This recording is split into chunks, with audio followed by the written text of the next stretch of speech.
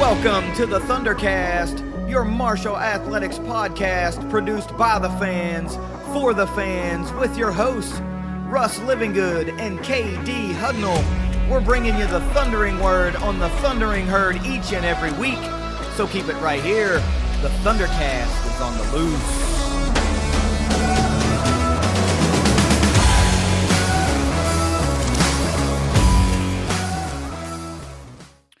Thanks for downloading another episode of the ThunderCast. You can follow us on Twitter, ThunderCast_pod. Head on over to YouTube, subscribe to the ThunderCast YouTube channel. Hit that post notification bell so you never miss when we drop an episode or any of the other content that only goes over on YouTube. Russ, we have a massively big week and weekend, really. We'll touch on something other than football towards the end of the episode, but this is the one, man. This is the game.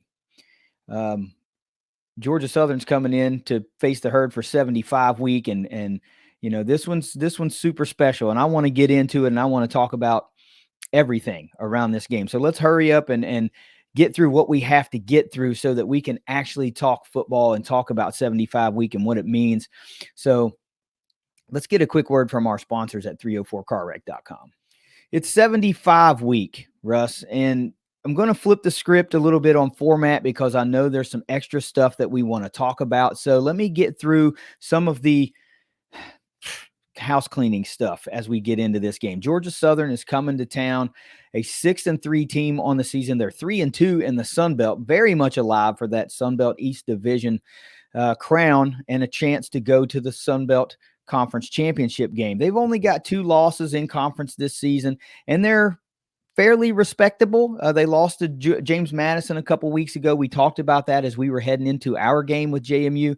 That was a pretty convincing loss, or pretty convincing win, really, by JMU. It was 41-13. But the main talking point we talked about in that, just as in the course of our preview, was that the turnover ratio in that game was Georgia Southern 3, James Madison nothing. That really set the stage for what the score looked like in that one. And then just last week, Georgia Southern headed down to Texas State and took a fairly convincing loss again, 45-24. Now, it wasn't really the turnover ratio in that one, even though it was edge Texas State 2-1. It was more that Texas State kept moving the football. They had 30 first downs in that game. So you've heard Huff in the pressers this week talk about, you have the ability to move the ball. And our players were talking about, you have the ability to move the ball. It's just that it's a little harder to score. So something to be aware of, that Marshall has the opportunity here to gain yards offensively.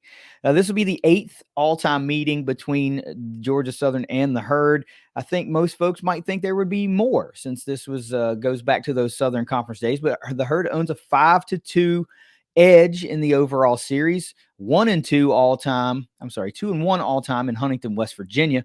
This will be Georgia Southern's first trip to Huntington since all the way back in 1995, which was a 37-7 Herd victory. And last year in 2022, Herd went down to Statesboro and got the win 23-10. In that game, Cam Fancher passed for 274 yards, 2 touchdowns, no interceptions. Rasheen Ali went for 79 yards on the ground. First game back for him last season. And then Kalen Laburn also went for 70 yards in that game. The Herd had 6 pass catchers that averaged at least 15 yards per reception last season. So this is some things that, if any of these similarities hold true from this Georgia Southern defense from a year ago, maybe we can see the Herd bounce back in a big way. Russ, this is 75 week. And I want to talk a little bit about 75 week, but you've been quiet over there. So let's talk about what 75 week means to you personally, to all of us, to the college football world, just how special it is. So what does 75 week mean to you? I had family members that were up here in school during the crash. Close family members. It was always talked about. It was something that I knew in my early Marshall fandom from down in southern West Virginia. Coming up here, it really hit me harder when I came up here to actually seeing the things going on campus and all that.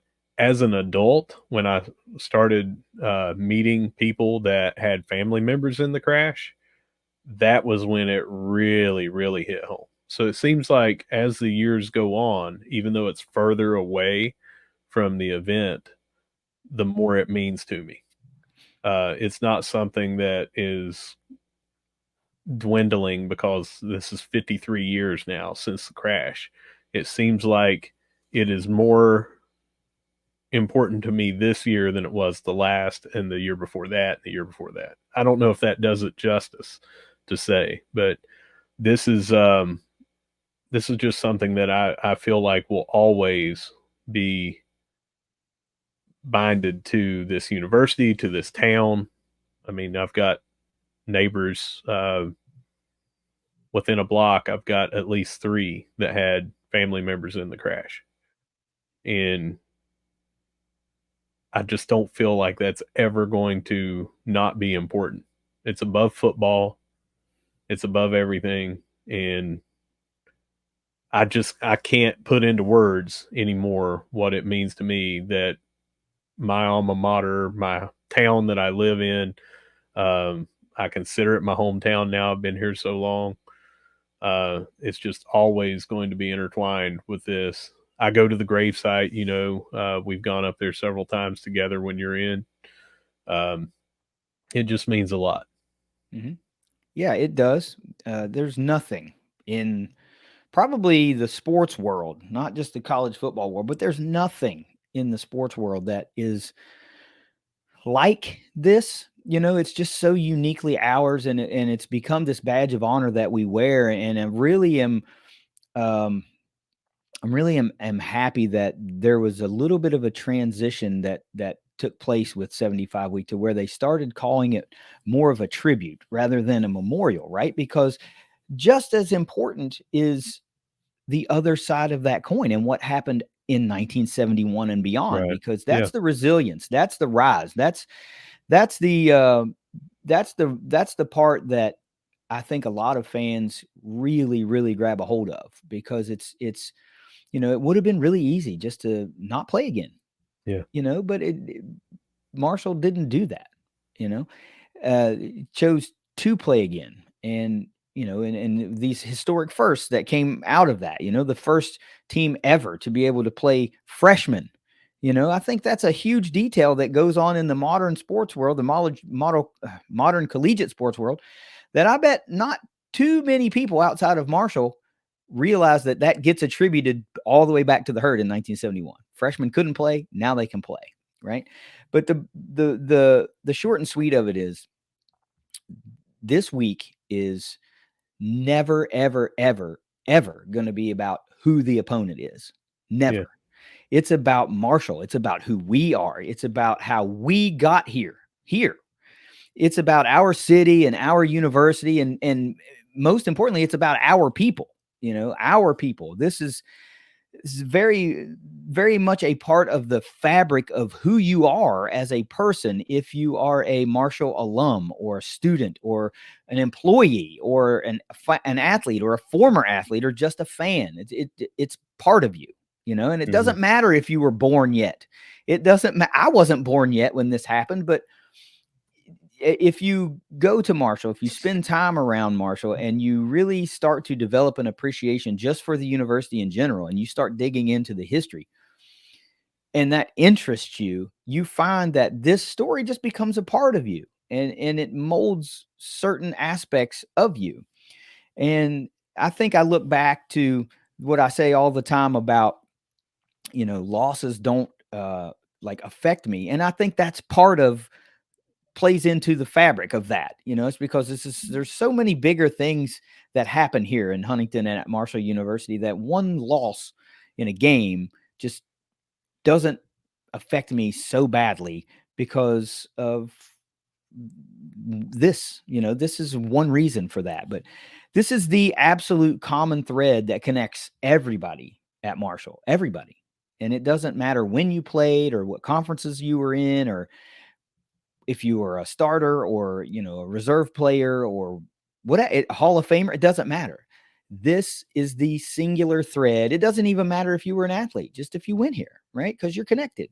So that's why it's really important. And from an athletic standpoint, I'm not sure that anybody is going to be able to say it to maybe encapsulate what it means better than former head coach Doc Holliday. Doc used to say, "How would you like to be the coach of a team that plays a game that you can't lose?"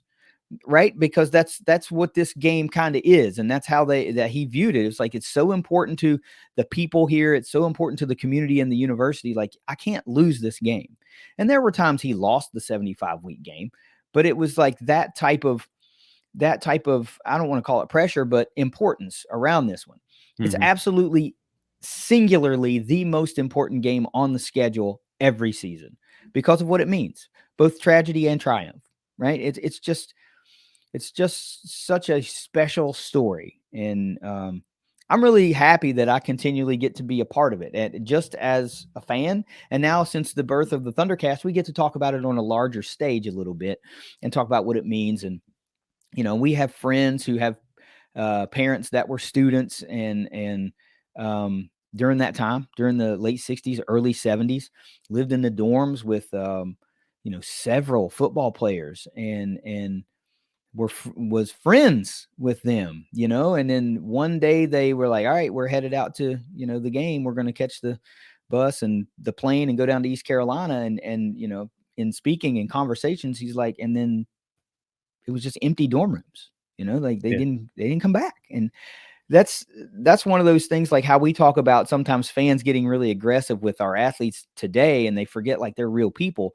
This is that real people thing for them. It's like, these were my friends, and they were here, and then they were not here. And it wasn't just one or two people, it was 75 people. So it while it's I don't know. I don't really ever get tired of talking about it, and it's not in it's never in a boasting way. It's just a really, I just love the story, and I love everything. That all the positivity that's come out of it over the last 50 plus years. But this is a must win for a number of reasons, not just because we need a win in 2023. It's a must win just because it's 75 week, and you must win. That's it. You must win. So, how would you like to get into some game discussion?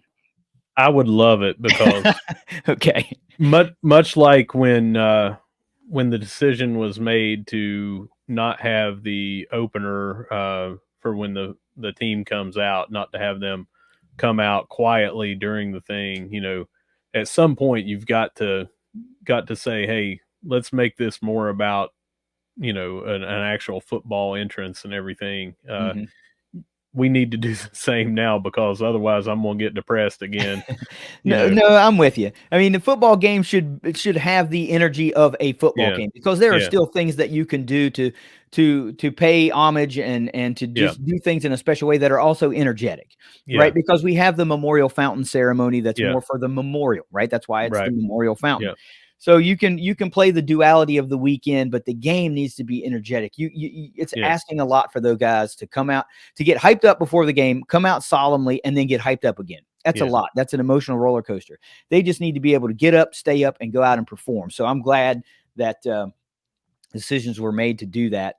But I'm still anxiously awaiting to see what this year's intro will look like. This year's, because I just love it. So anyway, look, the Herd sits at 4-5 on the season, 1-4 in Sun Belt Conference play. We need to win 2 out of 3 to make a bowl. Period. Need to win 2 out of 3. But more importantly, we got to go 1-0 this weekend to really have a legitimate puncher's chance of doing that. Right. ESPN Power Index says it's coin flip, 51.6% chance to win for the Herd in a home game, which, okay, Herd minus 2.5 in Vegas. Or maybe it's Georgia Southern minus 2.5. I think I meant to write plus 2.5. Yeah, over under Southern minus 2.5. Yeah, I meant to write plus 2.5. Over under 56.5 puts you in that 29 to 27 type score range. Look, quick bullet points on Georgia Southern. They run an air raid style offense, so you can expect a lot of heavy passing. Clay Helton and the Helton brothers, anyway, he's the brother of Tyson Helton, head coach of Western Kentucky, and they run an air raid offense. So the Heltons just run or love to pass the football. Defense does give up a lot of yards at 394 a game. We'll get into some rankings and stats later, but in relation, I'm not sure that the point total is high or low. It's just kind of like where you might think it should be, but just under 27 points per game allowed. Before we get into some players, what's this one look like? To you? Well, their offense is dangerous. You touched on it with it being an air raid. We're going to get into these individual players, but Mhm. they can do it on the ground. They can do it through the air. They got a lot of different weapons. They got people that can take it to the house at any time. Um, there's some peculiarities in there that I hope that we can get into, but their offense is really, really the driver behind their record and their performance so far this year. Yeah, their offense drives the bus, right? Because they jump out on teams. If they're able to jump out on a team, then that really is like the whole catalyst for their success, because they're making you play from behind and they pass anyway, and so you're not forcing them into a scenario. It's not. I don't think you're ever going to get forced into a scenario where you have to run the football. You know what I mean? You're usually Mm-hmm. forced into a scenario where you pass, and if you're already great at that, then you're really not being forced into anything offensively. So if they're able to jump out and get an early lead, it's a different ball game. So let's talk about some of these players that are going to try to do that for this Eagles offense. And it starts with the quarterback for them. Another transfer in. They had Van Treese last year that came from Buffalo. This year, it's number 5 quarterback Davis Brin, 6'2", 210-pound senior. He comes over from Tulsa.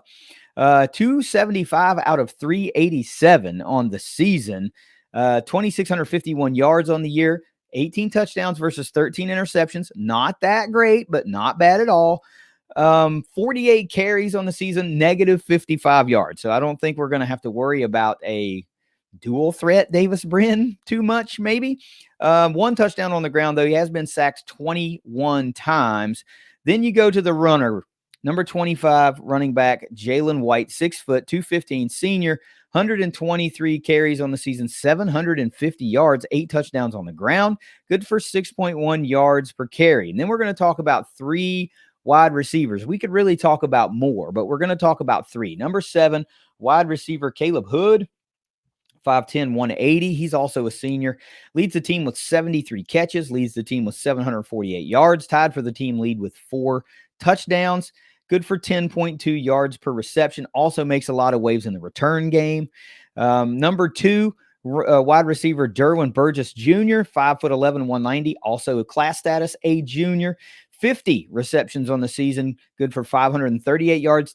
Tied for the team lead with 4 receiving touchdowns, good for 10.8 yards per reception. And lastly, we're going to talk about number 17 wide receiver Dalen Cobb, 5'10", 195. He's a sophomore, youngster of the group.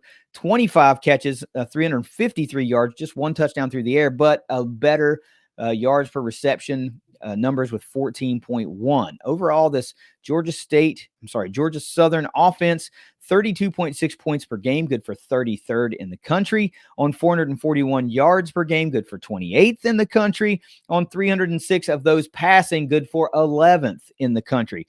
Here's the thing. I don't know what stats and what rankings you have, but here's what I saw and jotted down. Their top 4 wide receivers in terms of yardage: 748, 538, 353, and 249. Okay. The Herd's top 5, because we have 2 tied with the same yardage total: 273, 237, 226, and 2 tied at 215. Mm-hmm. The massive disparity numbers in passing and in the pass receiving game are quite paramount. Leading rusher for this Georgia Southern team, I mentioned Jalen White, 750 yards on 123 carries. That's just 17 fewer yards than Rasheen Ali, and Ali has 26 more carries. So don't just think this is a pass offense. They can also run the football. So what about this Georgia Southern offense? Well, you hit a lot of the things that I was gonna talk about, and I don't think that it's absurd to think so because these things just jump out at you. Brin has thrown interceptions in chunks. He had 5 against Wisconsin. He's been sacked a lot. You mentioned 23, 21. The team itself has given up 23 sacks on the year. Brin has also bounced back the 2 games after that Wisconsin. He had 4 touchdowns, 3 touchdowns, no interceptions in either game. So if you can get to him, he may throw a bunch of picks, and then he may have a flawless day. in that Wisconsin game, he threw for 383 yards with 5 interceptions. So he is still a threat all over the field for throwing. Jalen White, his last 3 games, he has really, really upped his numbers. He has 68 carries, 439 of those 750 yards, and 5 of his 8 touchdowns. He's rushing for 6.5 yards per carry these last 3 games. So dangerous on the ground, like you said, even in an air raid. It's one of those where they spread the ball out, they spread the receivers out, and he's going to be, one-on-one runs to get into the second level. So we really got to hit him behind the line of scrimmage, cannot miss tackles. We cannot get him out into open space. Yeah. Uh, Before you go go on, ahead. I just want to Yeah. mention who those 3 opponents were, because it's Yeah. UL Monroe at home, Georgia State in a rivalry game at home, and then on the road against Texas State. So it's not like terrible teams. Yeah. These are decent teams. Outside of maybe UL Monroe is probably the weakest of the bunch, but Georgia State's a good team. They play good Mm-hmm. defense against the herd, and Texas State's a much improved team. So it's not like, these guys are putting up numbers against terrible teams. They're pretty good. Anyway. Hood and Burgess Jr. obviously are the heavy hitters in that receiving core. They have, like you mentioned, 5 receiving options that would be near the top in stats for us, one of which is a tight end, a couple of touchdowns and over 200 yards for him. So they spread the ball around. It's not like you can shut down one guy and you shut down their receiving core. They're going to be, if you have to double cover somebody else, that's going to leave threats open. So it looks like we're just going to have to stop the quarterback from making those throws, disrupt him, hopefully jump some routes, get some interceptions, cause some fumbles. They are prone to the turnover, but we'll talk about in a bit. As many turnovers as they have, they're still only -3 in turnover margin on the year. So Yeah, this is a very dangerous offense, and I think based on some of the things that we've seen out of the herd defense here in recent weeks, it is worrisome. It mm-hmm. is worrisome because this is not the right time to run into an air raid offense. But let's talk about defensively what these Eagles do.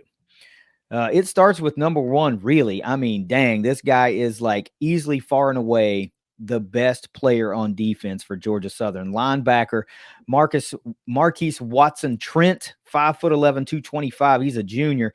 Leads the team in total tackles with 88. Leads the team in solo tackles with 46. He has 3 sacks.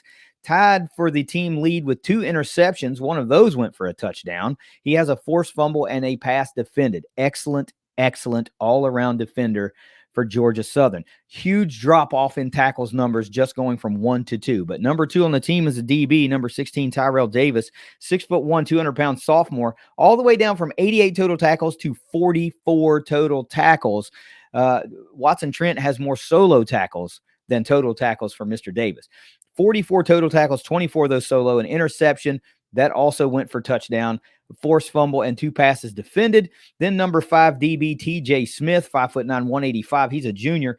40 total tackles, 30 of those solo. Tied for the team lead with Watson Trent with 2 interceptions and 1 pass defended. Then lastly, we'll talk about another linebacker, number 9, Kadri Jackson, 6'1", 230. He's a senior, 38 total tackles, 23 solo, 1 sack, 1 interception, also went for a touchdown, 2 forced fumbles, and 2 passes defended. Bullet points. They've got 19 team sacks. 9 of those have come from defensive lineman Isaac Walker and Elhaj Fall. And then you add Watson Trent's 3 more, so that's 12 of the 19 between 3 guys. Impact plays for this defense, 11 total interceptions on the year. I mentioned the 19 sacks, 11 forced fumbles, 9 fumble recoveries, 3 defensive touchdowns. And get this, you might expect this from an air raid offense that goes up against this defense every day. 43 passes defended. By comparison, we say Marshall does a pretty good job of that, and they do. But just by comparison, Marshall's got 27 on the season. That's how good these guys are in pass coverage. Bullet points are they allow 27.9 points per game. That's 86th in the country. The herd, though, 28.4. That's 93rd in the country. They give up 394 yards per game. That's also 86th in the country. 246 of those come against the pass. So as good as they are at defending passes, and they are still the 103rd ranked pass defense in the country. 67 against the run with 147.4. Russ, well, what about, is this where the peculiarities fall for you, what you were talking about earlier? Some of it. One that I forgot to mention during the offense that I'll touch on first that was peculiar. And I'm not trying to get into a long argument about Cam Fancher and our throwing acumen and stuff like that. But one of the knocks that you always hear is that Fancher does not throw for a lot on yards per attempt. Mm-hmm. And exactly 6.8 for us and Georgia Southern on yards per attempt. They just have a lot more attempts than us. Yeah. I expected to see a much higher number on the attempts. It's not like that they have a lot lower completion percentage either. I expected to see a higher number. Yeah. Now I know this isn't a true definite indicator, but when I was writing down stats and I see that your two top receivers yards per reception is under 11, that to me says chain movers, lots of receptions, nothing big over the top. Because a lot of times we see guys with those big numbers that might lead the team. They're pushing that 15, 16, 17 yards per reception because they've been the beneficiary of several 60 or 70 yard plays, right? Yeah. And that's just not what this is. It's just like chuck the ball, chuck the ball, chuck the ball, so it's not that there are chunk plays. There are a lot of them, and you're going to have it when you pass the ball as often as they do. But that was just a quick indicator to me that the yards per reception or the yards per pass is probably a tad lower. I don't think a lot of people are going to want to hear that because you see the success of 2,600 and some yards versus what Cam's got, and we've seen first. We've watched every Marshall game. Our fans have watched every Marshall game, so they've seen the struggles in real time. And I don't want to get in an argument about it either. It's just one data point, but it is a surprising data point. Now, back to this defense. On to the defense. Isaac Walker there with those 5 sacks.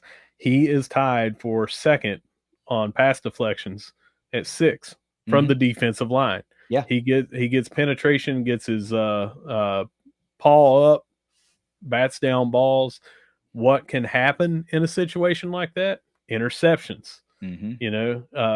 It's not just that, hey, that's a definite incompletion. That's an interception threat. They've got 3 different ones that have taken it to the house. Not only 3 different interceptions for touchdowns, pick sixes, 3 different people, 1 each. So keep that in mind. He gets back. He wasn't up near the top. He's got 10 solo and 10 assists, 20 total tackles. He's not near the top in tackles, but 5 of his 20 tackles have gone for sacks, 32 yards, 6 pass deflections. He is going to be a threat along the defensive line. And yes, they do have some talented defensive backs and linebackers. So even though they give up a lot, it's one of those almost make or break kind of deals to where they're either going to have a big defensive play or they're going to be burned defensively. So maybe look for them to jump routes a lot. Maybe look for them to try to make that big play. And it may be that they have to do that because of the offense getting off the field quicker. I don't know. We'll just have to see kind of how that plays out. It just stood out to me that our defensive lineman is just such a threat on passes deflected. I don't know what that stat would look like nationally amongst defensive linemen, but you would have to think 6 is a very big number for a defensive lineman. Yeah, I would tend to agree with that too. And you're right. That's an excellent point that I heard. I think Huff mentioned that, their defense just does stay out there a lot because of the air raid type offense. That just leads to either probably quick scoring or 3 and outs. You know what I mean? So that's where you can move the ball on them late. Now, what does that mean for Marshall? Well, it could mean something positive because we've talked about this a lot, that's where Rasheen Ali has made his big plays is late in football games, but he is down a step unless something's happened this week and he's got a little added zip back. But the problem with that is you also have to be able to go punch for punch with this Georgia Southern offense in order to be able to stay out of being forced into passing a lot and be able to give the ball to Rasheem late in order for him to maybe make that late game run. It's just an interesting matchup, man. There's so many ins and outs and things, scenarios, the way it could go. Last guy I want to talk about, special team, their place kicker number 98, Michael Lance, 6'1", 190 senior, 16 out of 20 on field goals. He's perfect under 40, by the way. So something to be aware of. And he's 11 out of 11 from 39 and below, 34 out of 34 on the extra points. Russ, let's talk about some keys to victory. What's your number one for the Herd this week? Let me do one more thing on Mr. Walker there on defensive line. 5 forced fumbles and 3 fumble recoveries. Yep. So 5 sacks, 6 passes defended, 5 forced fumbles. Again, it seems like one of those, a lot of people are not talking about him like they would a Jalen Green, and probably rightfully so, 15 and a half sacks before he got injured. But this looks like a very peculiar do it all kind of guy, catalyst for the defense there. So let me set you up. Let me set you up before you give me a key. If that guy were on our roster and Coach Huff were talking about him as a defensive lineman, how do you think he would be described? What two descriptors leap off the page at you with those type of stats? Violent and disruptive. Exactly. Yes. It doesn't show up necessarily in gaudy tackle numbers, but all those impact plays, that's disruption, right? Yeah. And you don't get that without being violent at the point of attack. That's the type of guy that just can utterly change the trajectory of a game. Now, and finally, before my first key is, we talked about that maybe the offense gets off the field, putting that defense in a bad position. But you look at their time of possession and they're like 31-24. Yeah. So it's either that the defense is getting scored on quickly. I don't know. It seems peculiar when you start looking at these things, that you think that you're going in a certain way and you're like, okay, this says that it indicates that, but then this contradicts that. Yeah. No. So I would love to have the time to watch every single play of every game that they have. That we don't have the ability to do that, but it was peculiar. Yeah. All right, my first key to victory is, obviously, we're going to have to score. I said that before, but we're going to have to score, and we need at least 3, if not 4 touchdowns. It's a tall order looking at what we've done the last 3 weeks. It's also a no-brainer. Of course, we need to outscore the other team to win, but there's just no other way for me to say it than we have got to score. We've got to get that monkey off our backs, like I said before, and we just have to come out and we have to score. We've got to find a way to do it, but we got to score.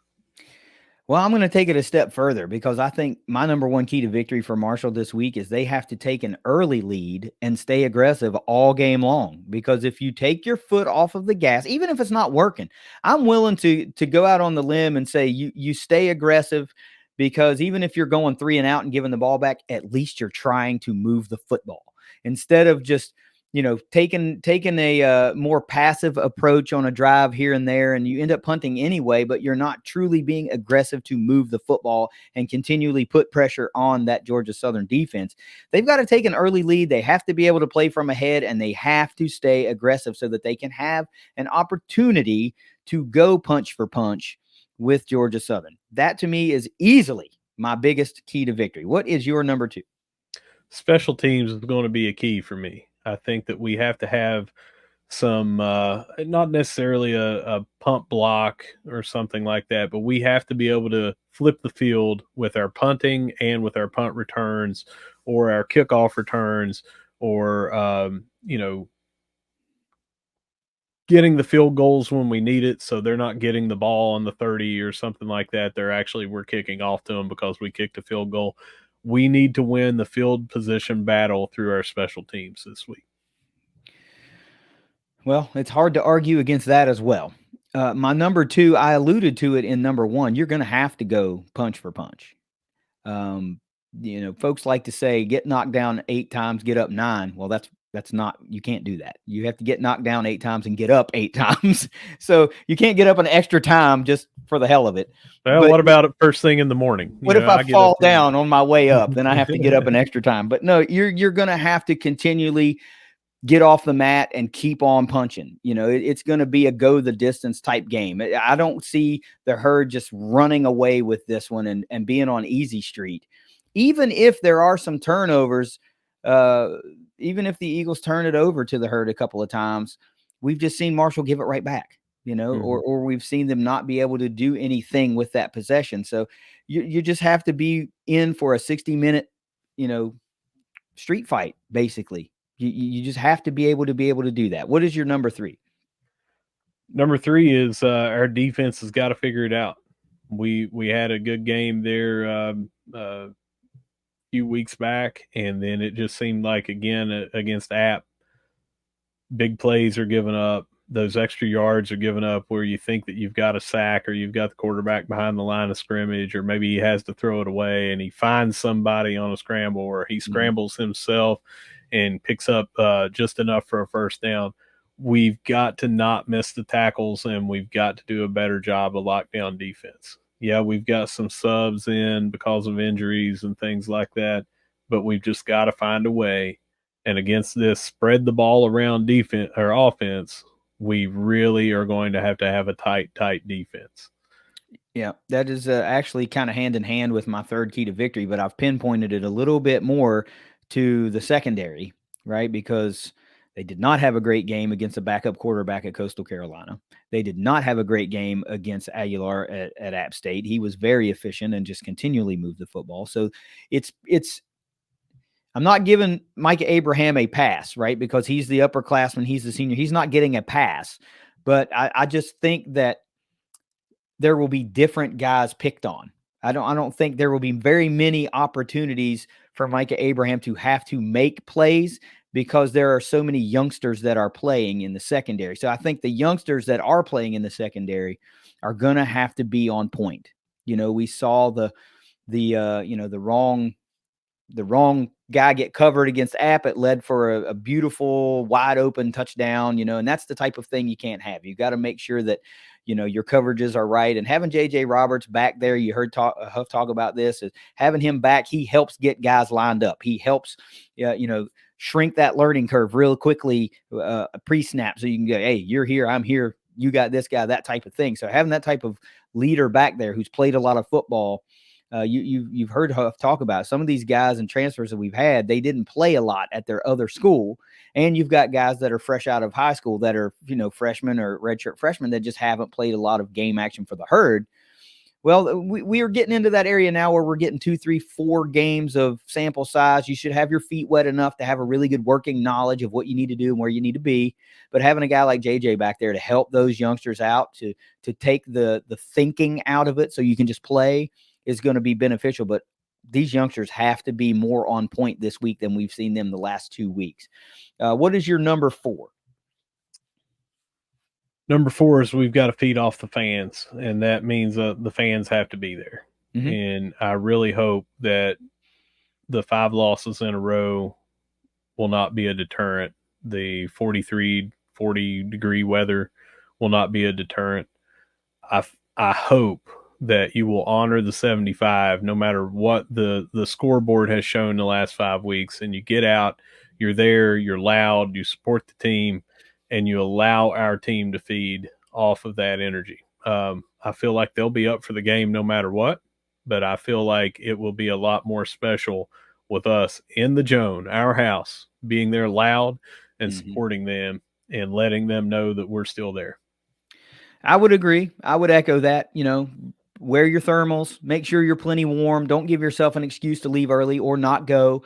Like, bundle up and go and be there. If I could be there, I would absolutely 100% be there. I mean, I got to make it to 2 games last year. I went to the opener. I always go to the opener. And the other game that I chose was 75 week last year. And I froze my butt off and I loved it. Right. And I don't get to go this year because, my second trip was Virginia Tech. And, but I think fans will show out. I don't know. I don't feel comfortable giving an attendance guess, right now. Obviously, I would love to see over 20K. Marshall should never be under 20K ever.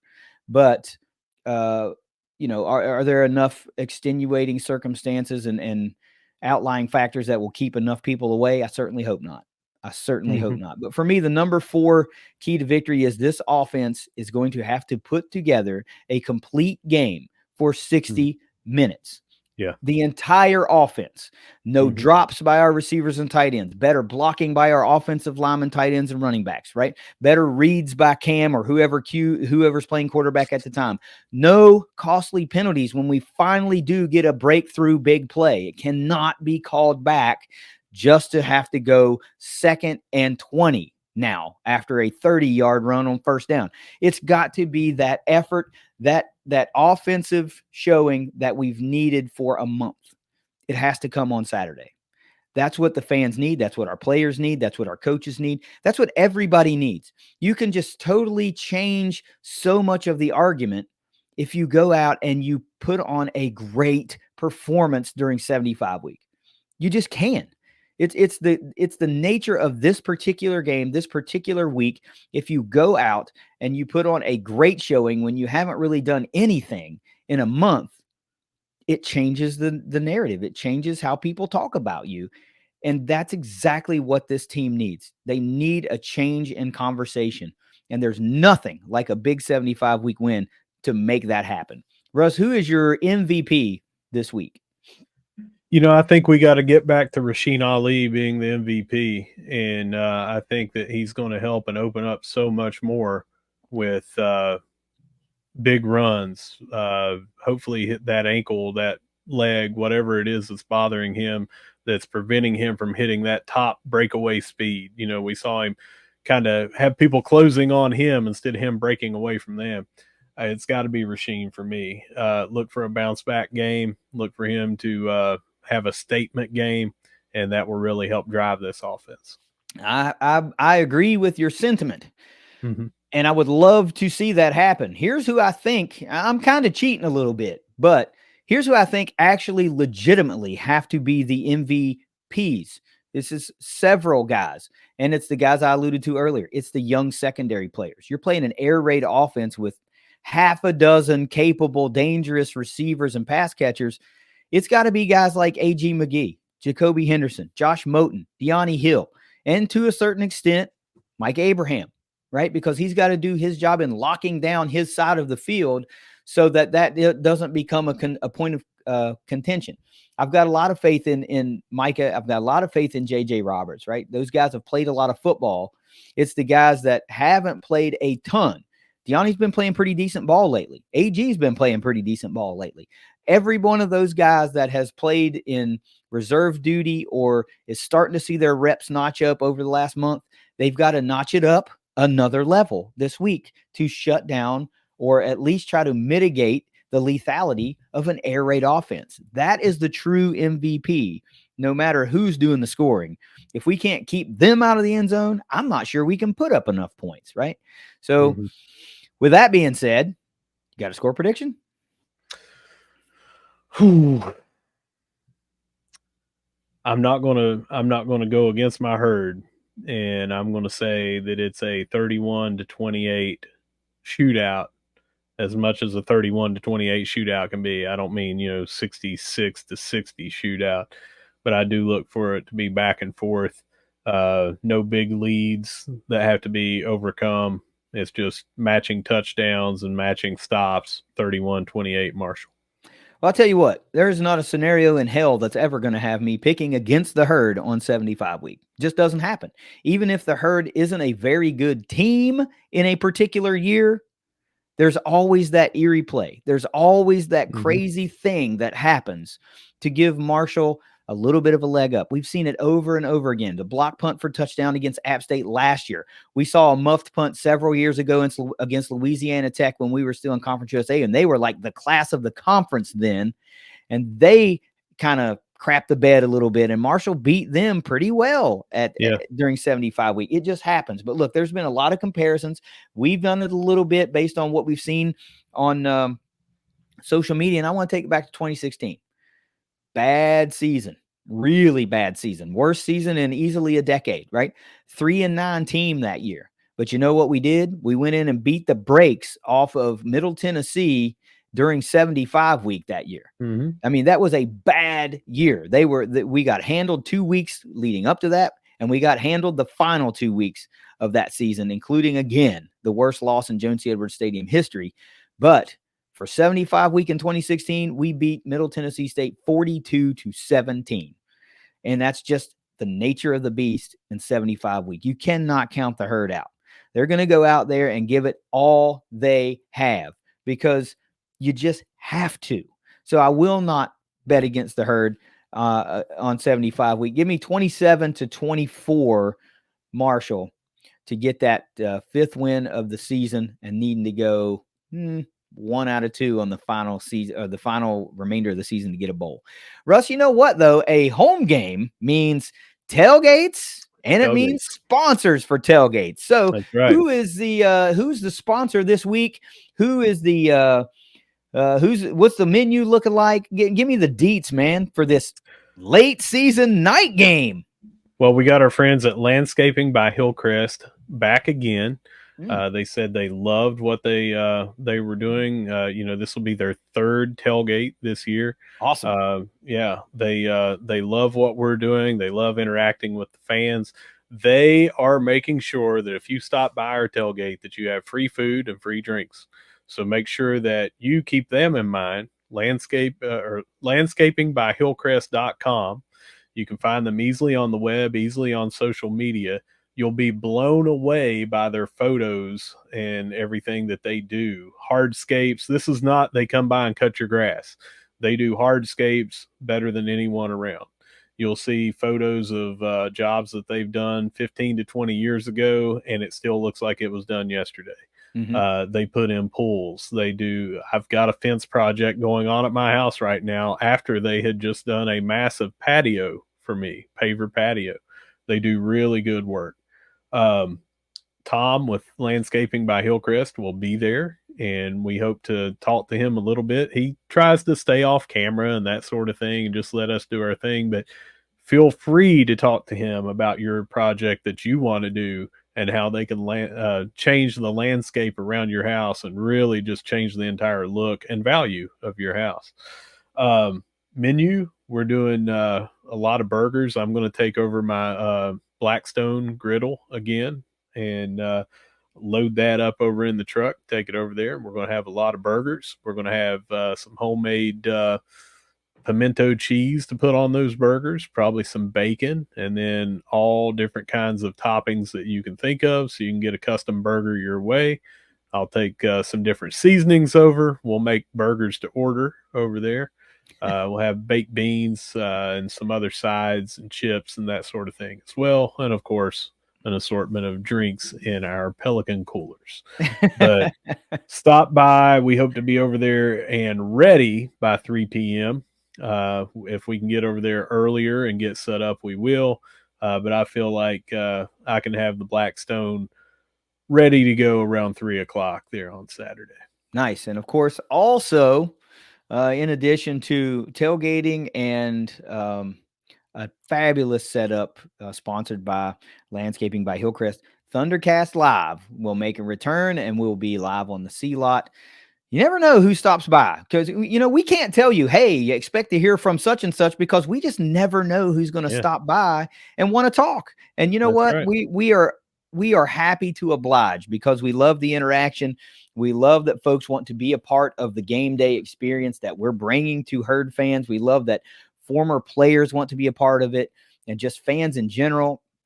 It's just such a good time, man. It's such a good time. It's going to be great to be back at home, for the first time in several weeks and a Saturday game again. So it should be well attended. The only thing we talk about that we really ask when you come to the ThunderCast tailgates is if there's something particular that you like, just bring it with you. That's all. Anything that's there, you can feel free to have. But as far as food and refreshment goes, but if you're one of the other things too, bring in something particular to go along with that. If you do, just keep it in mind if you need it, like particularly, there's an item that, maybe you need to bring something gluten free. Maybe you need to bring a certain drink or whatever. Make sure to get with me or someone else over there that's kind of over the tailgate so we can keep it aside from you, because with everybody coming over, they're not going to know, hey, this has to be for that person. They may grab it real quick. So Yeah. just get with me. We'll try to find a place where we can keep it off to the side for you. Right on, man. So do you have any final words as we look forward to heading into 75 week and this huge matchup against Georgia Southern? I am looking forward to Marshall turning this around, getting back on track, being the Marshall that we know that they can be. And what better way to do it than to honor the 75 and have a good home game during that 75 week. So, fans, we need to do our part.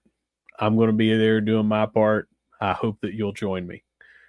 See you over there at the C lot before we go in, but let's go over there. Let's be loud. Let's support this team, and let's see them get back into the win column. Well said. Don't show up. I mean, don't not go because they're not winning. Yeah. Go. Pack the Joan. Give them the energy they need. Give them all the tools that they need to go out there and perform the way you want this herd team to perform, because things just happen on 75 week, man. They just happen. You don't want to miss it. You don't want to miss this inevitable, hopeful, big win that we're going to get on Saturday. I think the last thing that we've got to talk about, Russ, because we won't have an episode until early next week, and by then something may have happened that trumps what we're going to talk about. But hey, we would be remiss, even in this football only preview, if I didn't mention two things, actually. So the first thing, let me mention, and then we'll talk about the big thing, right? Yesterday, I don't know if a lot of you folks paid attention on social media, but it was signing day for most of our other sports for the herd, and there were a bevy of signings all across herd athletics. It was such a busy day yesterday, and everything was flurrying in that I didn't have an opportunity to get all of those out. But don't fret. I'm going to get all of those out across all of our sports and get all of the info to you so that you know who just committed to the herd and signed on the dotted line. And I also don't want to leave out any of the cool athletes that have committed to the herd that have been following us on the ThunderCast. I don't want you to think that we only care about your recruiting and then not once you sign the dotted line. Oh, no. There's probably 40 or 50, maybe rough tweets that I've got to get out across herd athletics, but we're going to do that. Now, the big news, Russ. As of today, this is Thursday, November 9th, we're recording. Marshall Soccer won the first two games in the Sun Belt Conference tournament. They're headed to the Sun Belt Conference championship match against West Virginia University. It'll be a big rematch of a loss just a couple of weeks ago up in Morgantown, but now they're coming to the Vet. The game's going to be, or the match is going to be on Sunday at 1 p.m. And guess what, dude? Tickets are already sold out. They went on sale at noon this Thursday. We're recording. It is just after 1 o'clock, and I was checking my timeline at 12:05, already sold out. So if you don't have tickets, the only way you're going to get tickets is hopefully you can win the two tickets that we're going to give away in the third row to the Sun Belt Conference Championship. I got a good feeling that we're going to set an attendance record for this one. We're going to break the attendance record from UCF earlier this season. That was 3,075. You made a great point earlier. I'm not going to steal it from you, but I'm going to let you talk about where you think that number is going to fall. But what about this freaking herd soccer team who's back atop the polls, number one in the country in the final poll? Probably solidified that number one RPI ranking, win or lose. But hey, eyes on the prize. We're the Sun Belt regular season champions. We're looking to be the Sun Belt Conference tournament champions. And then the freaking national champions. Russ, how about this freaking herd? Man, they looked so good yesterday. I got to go to the majority of the game and had to go pick up the kids. So I had to leave a little early and then, threw it on when I got home to watch the end of it. But they look so good. Alvaro Garcia Pascual with that breakaway to just get the first goal with one-on-one, and then after that it took a little bit, but the floodgates opened up late. 3-0 dominating win over a very very physical Kentucky team. Mm-hmm. Leave it at that. It was described as chippy. It was a lot more than chippy from what I saw there live. There was a lot of pushing, a lot of holding, jersey grabbing, words back and forth. They were being physical, but we just came in and basically said, let's just beat you 3-0. How about that? Revenge tour number 1, we got that one. And Yeah. now revenge tour number 2, we're coming at WVU. Always interesting to see that the home team has had better success here over the last, I think, 4 matchups now. The home team has won. Maybe it's 5. But should be an amazing day. 1 o'clock on Sunday. Going to have a lot of people out there. I don't care what the weather's going to be. There's going to be a lot of people. You said 3,075. I think that gets broken. I think it gets shattered. And I think that they'll have the fire marshal say, no more. And that's the only time they'll stop doing standing room only tickets. Yes, it's sold out, but you will still be able to get standing room only up to the time that they say we just cannot put any more in here safely. Mm-hmm. I think that you'll probably see 3,300. I hope so. I hope that they absolutely obliterate this attendance record because they deserve it. Yeah, They're the number 1 team in the country. This is a number one. conference championship game, right? I Yeah. don't give a shit who the opponent is. That doesn't matter to me. This team is an all-time great team, and they're at home playing for a championship. Those of us that are herd 90s students, fans, that kind of became the norm, not so much in soccer, but playing for championships at home, particularly in football, was an annual thing, right? And that's what Mm-hmm. we used to say. We play for championships. Well, Mm-hmm. herd soccer is playing for championships, right? They're not just playing for a conference championship. They got bigger eyes on the prize too. So if we're going to play for championships, we need to have championship level fan support. Tickets are so cheap. Standing room only is like $10. That'll be the best $10 you spend all weekend. And think about the weekend. Think about in late September, we talked about, is this one of the all-time greatest weekends in herd history? We beat Virginia Tech in football, then we beat and set an attendance record at we sell out Joan C. Edwards Stadium, beat Virginia Tech. We sell out the Vet, set a new attendance record, and beat number 3 UCF in that soccer match. Then we're going to fast forward to 75 week, and we have an opportunity to go in and get a big win against Georgia Southern and turn this season around and go obliterate an attendance record at the Vet, all while capturing a Sun Belt Conference championship again. This could be the new best weekend of 2023 for Herd Athletics. Buy your tickets. Go to the match. I mean, you will not win, lose. You're not going to regret it. The atmosphere is going to be in freaking insane. Mm-hmm. Get there early. It's going to be hard to get a good view, but if you commit to going, the tailgating scene's probably going to be awesome. I mean, this is going to be a big to-do. You cannot miss it. Russ, you got anything else? Let me have it. Otherwise, let's get out of here.